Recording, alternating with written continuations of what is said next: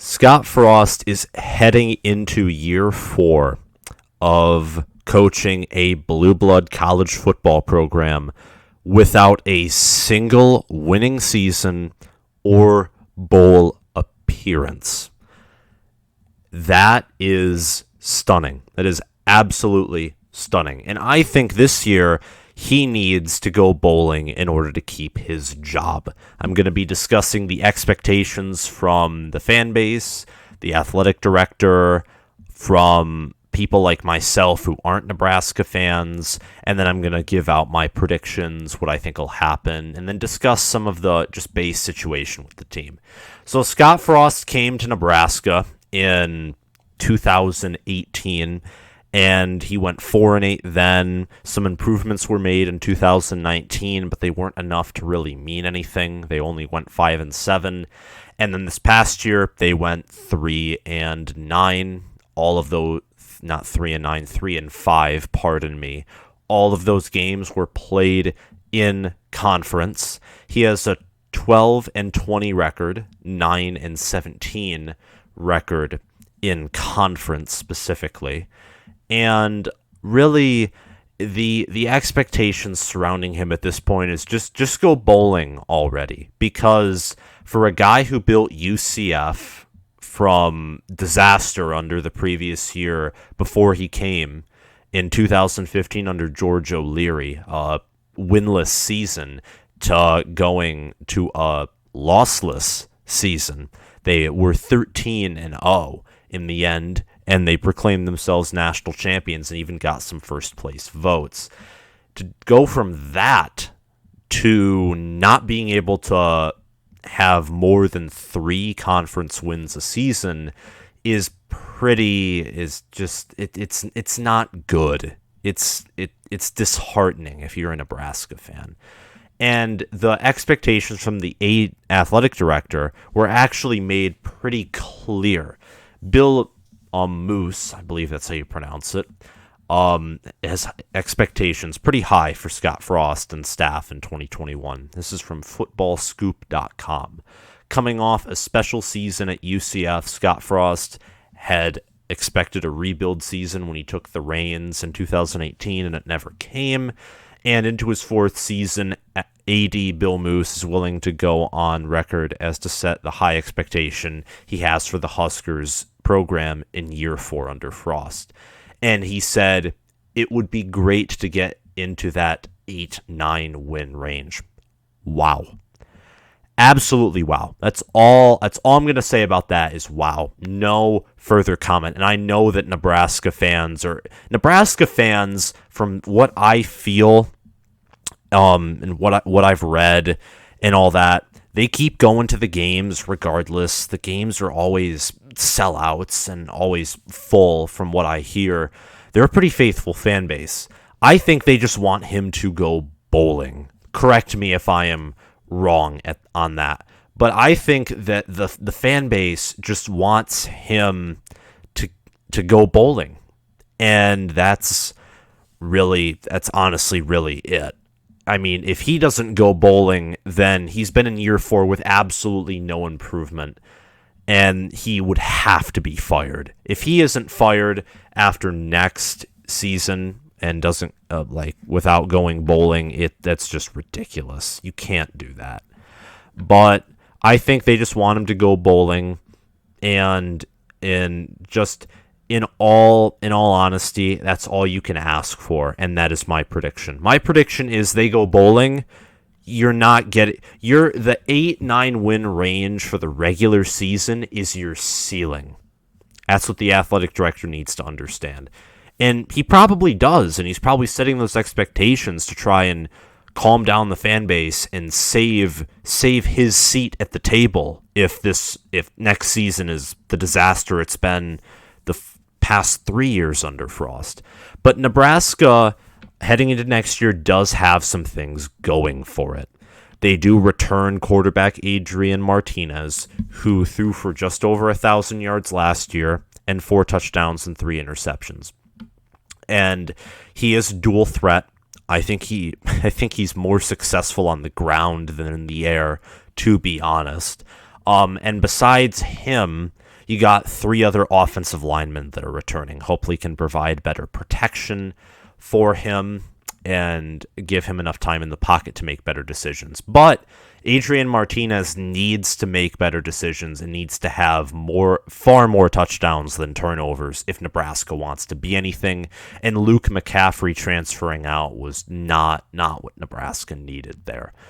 The defensive situation is pretty more optimistic. You got 9 out of 11 returning starters, and eight of them were top 8 in tacklers. And going, just listing 3 names that stuck out. You got Will Honas with 30 tackles and 3 sacks. You got Cam Taylor-Britt with 23 tackles, 2 interceptions, 4 passes defended. You got JoJo Doman with 35 tackles and 2 forced fumbles. Those are the players who stuck out to me. And Nebraska will have a far more solid defense next year than it has ever under Frost. And that will make this team, it'll make it dangerous. I presume the offense will be similar. It'll be lackluster. But I think this defense will be the best Nebraska has had. And despite a tough schedule, I think you can fit 6 wins in there, bar an abysmal coaching game where the coach and the coaching and the staff just completely fall out and lose the game. But yeah, expectations are high, and I think, as my personal belief, in order for Scott Frost to keep his job, is if they go bowling and aren't hung 100 combined points on them by Oklahoma and Ohio State, which that actually is likely, sadly, he'll keep his job, and it will show enough improvement to the AD to keep him for at least another year. 6-6 and 7-5 is the most realistic, and I'm going to explain the schedule and why I think that is. And Nebraska opens up at Illinois, and I think that's a win. I think Brett Bielema will build Illinois into something at least modestly in the 6-7 win range.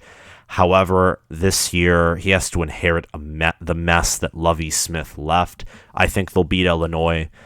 FCS school Fordham will be an easy win, and I think Buffalo will be a win too, especially in Memorial Stadium. They got a new head coach as well. So Nebraska will start off 3-0 with 1 win in conference. Then you travel down to Norman, Oklahoma, and that's gonna be tough. Gonna be really, really tough. They're gonna lose that game. Now, I don't think that's their hardest game, and the only reason I'm saying that is Oklahoma has had a history of giving up games to small opponents like Kansas State and Iowa State at home. They can do that here, and it's possible. I don't think it's likely, but it's possible. So this will not be their toughest game. The fans will probably be strung along after this game and think, oh, maybe we are going to get 8-9 wins. Then I think they'll get some confidence booster wins against Michigan State. And the win that will determine whether they go bowling or not is the Northwestern game, because that begins the very tough last 7-game stretch. You have Northwestern, then Michigan, then at Minnesota, hosting Purdue, hosting Ohio State, at Wisconsin, and then Iowa. You got arguably the 3 best Big Ten teams all in a row as your final 3, and that's tough. I think that they'll beat Northwestern at home because they return a great amount of talent. Northwestern loses a lot and will certainly regress, and again, it's a home game, but I think they will lose to Michigan and Minnesota. They'll be 5-3 heading into Purdue. They'll beat Purdue, and if they beat Northwestern at home, they'll beat Purdue at home. I'm pretty certain of that. They'll be 6-3 before they fall in their last 3 to Ohio State, Wisconsin, and Iowa. And the teams there who are least likely to be upset, I think Wisconsin next year would be the least likely to be upset. Wisconsin and Ohio State. Iowa, they've been played close by Nebraska. And I just don't see a way that Nebraska could beat Wisconsin or Ohio State, really. But you never know. You never know. But I'm thinking with Nebraska playing at Camp Randall, that is a certain loss. Any home game is up in the air, but you can only win with what Nebraska has offered us. I expect them to only win so much. So a 6-6 record for the regular season and a 4-5 conference record. So you will finally get 4 conference wins. It'll be an improvement on paper, at least. The ceiling is certainly, I think, what Bill Moos said. The ceiling is what his expectations are. The ceiling is like 9 wins. I can't see them winning more than 9 games. Martinez just isn't elite enough.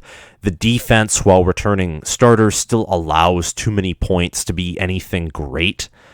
And losing your starting running back and wide receivers just aren't helping the situation. And yeah, that's that when it comes to the breakdown of the team. But like I can't see them. I seriously can't see them even getting 10 regular season wins. You have Ohio State, you got Wisconsin, Iowa, Michigan, and Minnesota, and you got Oklahoma too. So you got Ohio State and Michigan from the East, which are going to be at minimum top 4 teams in the East next year. I don't think Michigan could get worse than top 4. Ohio State is almost certainly going to be 1 unless disaster strikes. Oklahoma will be a top Big 12 team, most likely. I think Minnesota's an undervalued team, and Wisconsin and Iowa are the king and queen of the West. So you have a tough schedule. The fact if you go bowling next year and aren't blown and you don't lose by like 28 in any of your games, you certainly do have progress, and that's a good sign. The question is, even if he does go bowling, Nebraska fans, let me know in the comments, should he be kept if he just goes 6-6 or even 7-5, or do you want to see more progress out of him sooner? Because there is a point to be made, and this was what people were talking about with Harbaugh. At some point, you just get it. It seems like everything plateaus, and at some point, after a certain amount of years, if you don't get somewhere, you won't get there ever again, at least at that school. Tell me if you think that's true, because I really don't know what to judge Scott Frost or how to judge him in this situation. I just think it's a tough year it's been a tough time for Nebraska, and I think next year there will be some hope. But be wary of the expectations and be wary of everything. But if Scott Frost can't go bowling next year, you gotta find someone new. And I get that many are afraid, and there is the whole theory that the reason they're keeping Frost around is if he's fired, then that means that no one from the good old days can bring Nebraska back. And as a Michigan fan, I relate to that. Because if we fire Harbaugh, it's the same thing. That proves that no one from the Bo days can really, has any hope of bringing us back into greatness. That's all I have to say in this video. If you liked it, like, subscribe, hit the notification bell, and share this video around and comment your thoughts below. Again, like, subscribe, hit the notification bell, comment below. Thank you all for watching, and I'll see you next time.